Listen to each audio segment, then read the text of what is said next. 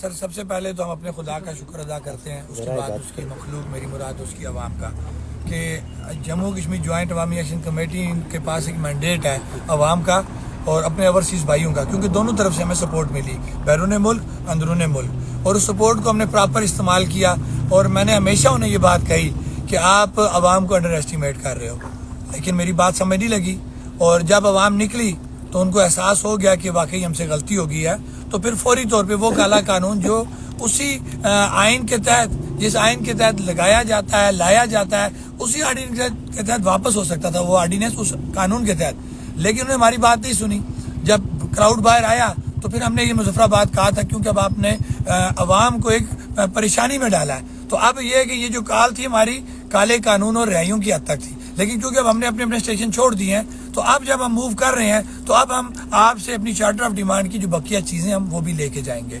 تو الحمدللہ پھر ہم بیٹھے، مذاکرات ہوئے رات کو ہمارے، اور ہم نے جہاں پہ اس آرڈیننس کو ریٹرن کروایا، اسیران کو بھی ساتھ رہا کروا لیا، اور اس کے ساتھ ساتھ جو ہماری چارٹر آف ڈیمانڈ کی باقی چیزیں تھیں، میری مراد کہ وہ جو 4 بچے جو شدید زخمی تھے جن کو گولیاں لگی تھیں، ان کے لیے فی کا 10 لاکھ روپے کا اعلان ہوا.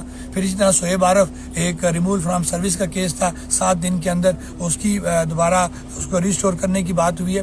اسی طرح ہمارا 5 kVA سے اوپر بجلی کا ایشو تھا، الحمدللہ وہ بھی ہم نے بہت اچھے طریقے سے وہ پیکیج حاصل کر لیا. اسی کے ساتھ ساتھ جو پراپرٹی ٹیکس کا ایشو تھا، وہ ہمارے چارٹر آف ڈیمانڈ کا مطالبہ تھا، وہ 14.5% جو ہے وہ اس کا بھی نوٹیفیکیشن آج ہم نے لے لیا. اسی طرح جو ساتھ ہمارے آٹے کی ایلوکیشن کا مسئلہ تھا، وہ نوٹیفیکیشن جاری ہوا کہ آٹے کی ایلوکیشن آبادی کے تناسب سے پوری کی جائے گی.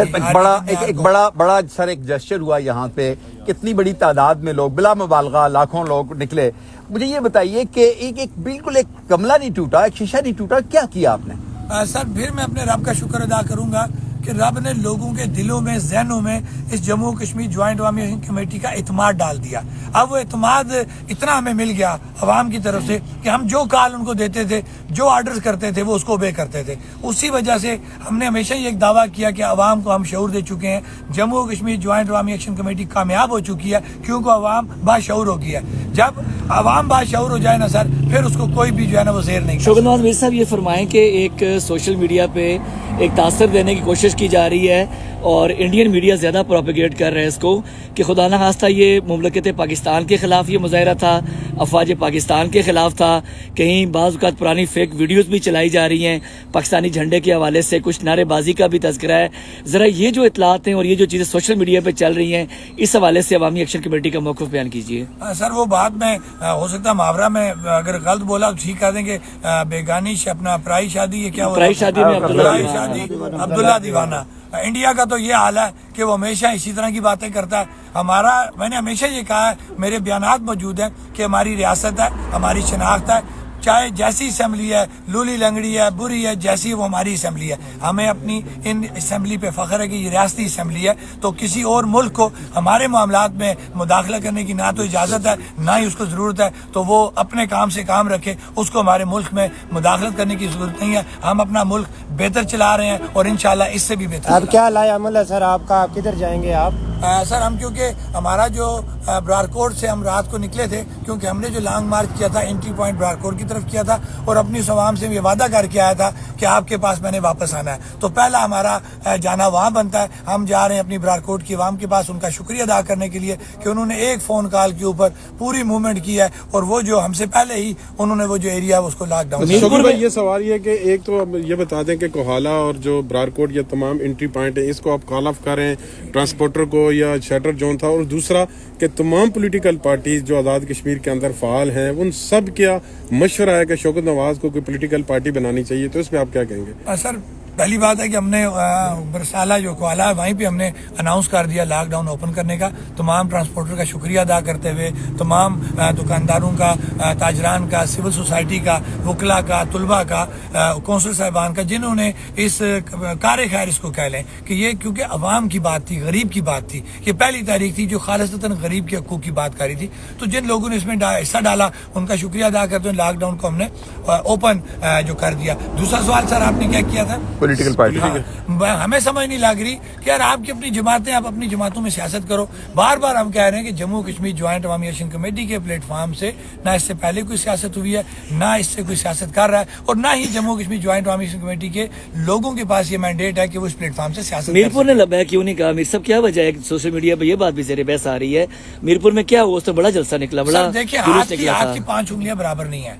हर जगह के मुख्तलिफ मारूजी हालात होते हैं, लोगों की मुख्तलिफ ग्रूमिंग होती है, मुख्तलिफ उन पर असरात होते हैं। तो मैं ये कहूँगा, लेकिन फिर भी मैं मीरपुर की आवाम का शुक्रिया अदा करूँगा कि पिछले दिनों देखें जब हमने लॉकडाउन की बात की तो एक बहुत बड़ा क्राउड बाहर निकला और तमाम लोग एक अलायंस की शक्ल में जम्मू कश्मीर ज्वाइंट अवामी एक्शन कमेटी के साथ खड़े हुए और बाहर निकल के उन्होंने ये बताया कि हम अवामी हकूक़ के लिए सब इकट्ठे। आप क्या समझते हैं, आखिरी सवाल की जो माहिदा हुआ है और कुछ वक्त लिया गया है मुशावरत के लिए, किस हद तक पूरी उम्मीद है कि दोबारा आपको एहतजाज की जरूरत पेश नहीं आएगी? सर जो माहिदा हमारा चीजें जो हमारी सामने आ गई वो तो नोटिफिकेशन जारी हो गए हैं। अब जो बाकी हमारी मानदा चीजें रह गई थी उस हवाले से हमारा एक एग्रीमेंट हो, क्योंकि कुछ चीजों में 7 दिन 3 माह 10 दिन लगने थे तो हमें नजर आ रहा था, तो हमने एक बड़ी काल दी हुई थी, उसको हमने ऑफ करना था। अपनी बेसिक जो हमारा जो टारगेट था वो इस काले कानून की वापसी था। अल्हम्दुलिल्लाह अल्लाह ने कामयाबी दी, बेसिक चीज हमने ले ली, तो फिर हमें भी मार्जिन देना पड़ता था। हम उम्मीद करते हैं कि जिस तरीके से आज इस वज़ीर आज़म ने खुल के खेला और अपनी परेशानियां भी दूर की, अवाम की परेशानियां भी दूर की, हम ये उम्मीद करेंगे कि वज़ीर आज़म साहब अपने फैसले आइंदा भी खुद करेंगे। सर 23 तारीख भी की कॉल आपने वापस ले ली? नहीं, 23 तारीख की कॉल हमने वापस ली, क्योंकि 23 तारीख की हम इन्हीं इश्यूज के ऊपर लॉन्ग मार्च हम कर रहे थे। अल्हम्दुलिल्लाह हम 50 to 60% चीजें उसमें से मराद के हवाले से जो है वो सवाल आ मैंने रहा बताया है ना कि हमारी कुछ चीजें बकाया हैं, अशराफिया की मराद उसमें ऑलरेडी बकाया है। इसी तरह जो है हमारा हाई कोर्ट का जो फैसला 2019 का वो बकाया, कश्मीर बैंक का इशू हमारा बकाया, इसी तरह तुलबा तंजीमें उनका इशू बकाया। तो इसी के साथ साथ हमारी और जो चार्टर ऑफ डिमांड की बाकी मानदा चीज़ें हैं वो बकाया, और इंशाल्लाह हमें उम्मीद है कि इस अरसे में हुकूमत जिम्मेदारी का मुजाहरा करेगी और हम टेबल पर बैठ के इन चीज़ों को सेटल कर लेंगे।